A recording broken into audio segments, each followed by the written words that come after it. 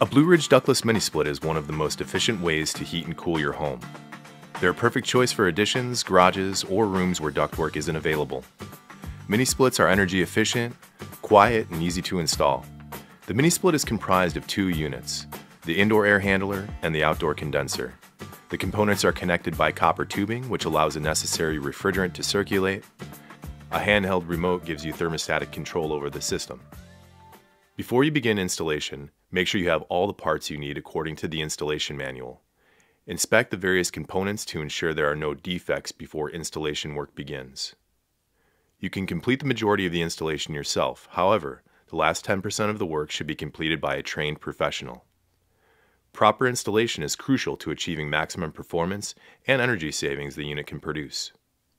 It's essential to carefully read the Blue Ridge Owner's Manual, paying particular attention to safety precautions and procedures before you start. Ensure you have the right tools for the job. Standard tools needed include the following: adjustable wrench, torque wrench, hex keys or Allen wrenches, a drill and drill bits, a hole saw, a utility knife, a wire cutter and stripper, Phillips and flat blade screwdrivers, a level, safety glasses, and work gloves. Your professional installer should bring the rest of the required tools, including manifold gauges, vacuum pump, flaring tool, and a dry nitrogen tank with regulator. To begin installation, choose a spot on the wall surface where you'd like the unit to be secured. The location should be free of obstructions near the air inlet and outlet, and should be at least 6 feet from the floor. Refer to the manual for more tips on choosing a location. Remove the wall bracket from the back of the mini split indoor air handler. Hold the bracket in place. Use a level to ensure it is horizontally level, then mark the screw holes with a pencil. Drill the marked holes to create a pilot hole and use appropriate sized self-tapping screws with anchors to affix the wall mounting frame. Finally, check to ensure the wall mounting frame is firmly attached by pulling on it. Now you will create a hole in the wall to allow refrigerant lines, control wires, and condensation drain tube to go outside. The hole is usually 2.5 to 3 inches.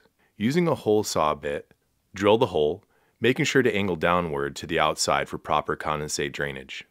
The wall-mounted air handler ships with the refrigerant piping on the right and the drain tube on the left, but can be configured to your particular application. In this case, we will move the condensate drain tube from the left to the right. This requires removing the outer cover of the air handler. Open the service hatch and remove the 4 screws across the front and the 5th screw in the center bottom. Turn the unit over and release the 4 locking tabs. Carefully lift off the cover and turn the unit over to expose the drain connection. Unfasten the retaining clip for the drain hose and remove the drain hose. Next, locate the rubber drain plug on the right side, remove it, and use it to plug the left side drain. Replace the hose on the right side drain and fasten the retaining clip. Prepare to install the control wire by removing the wire cover and wiring clip. Push the color-coded multi-conductor wire through the inlet hole on the back of the air handler and pull a few inches through the front. Leave the cover open. You will make the wiring connections later. Now carefully unfold the refrigerant pipe, making sure not to crimp the copper tube in the process. Bundle the control wire, refrigerant lines, and drain tubing together with electrical tape to make sure it'll fit easily through the wall. An installation support bracket is an optional tool that helps by acting as a second set of hands holding the air handler in place while you make the inside connections and prepare to mount the unit. Lift the unit into place and carefully pass the bundled pipes and wires through the wall opening. Place the air handler on the wall mount, making sure it is firmly secured and your refrigerant line, condensate tube, and electrical cables are completely through the wall. Now you can make the multi-conductor wire connections. After cutting the length and stripping the wire, make the connections using a screwdriver. Replace the wiring clip, wiring cover, and close the front cover. You're now ready to install the outdoor heat pump condenser. Choose the outdoor unit's location based on your home's structure, local codes, and convenience of installation. You can place the unit on a pad, mount it on an exterior wall using brackets, or place it on a rooftop. We're using a pad, the simplest and easiest method.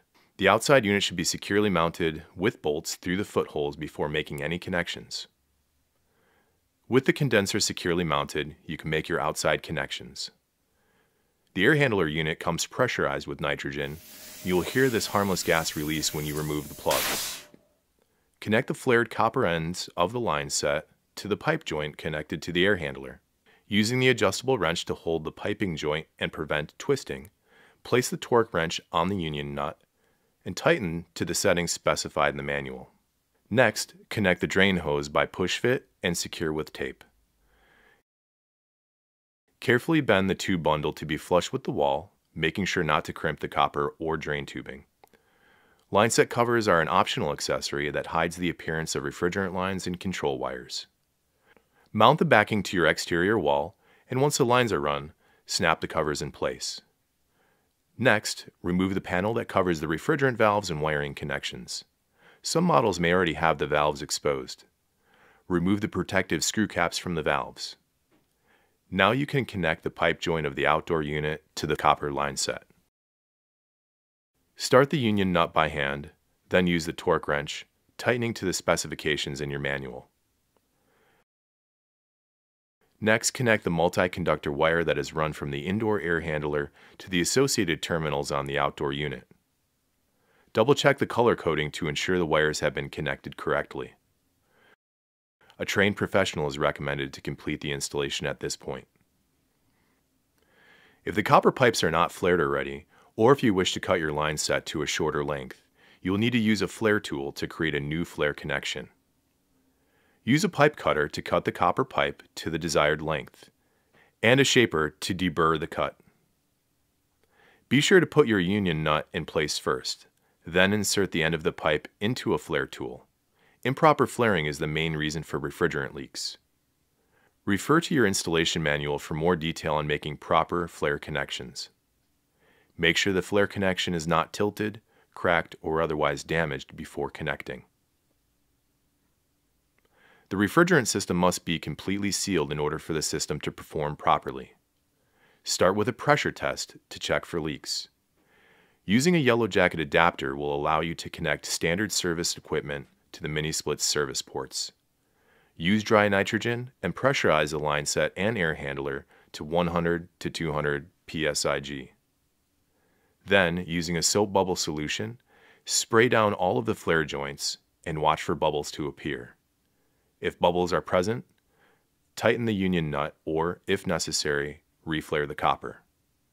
Next, the technician will use a vacuum pump and gauges to remove all air and moisture prior to releasing refrigerant into the lines.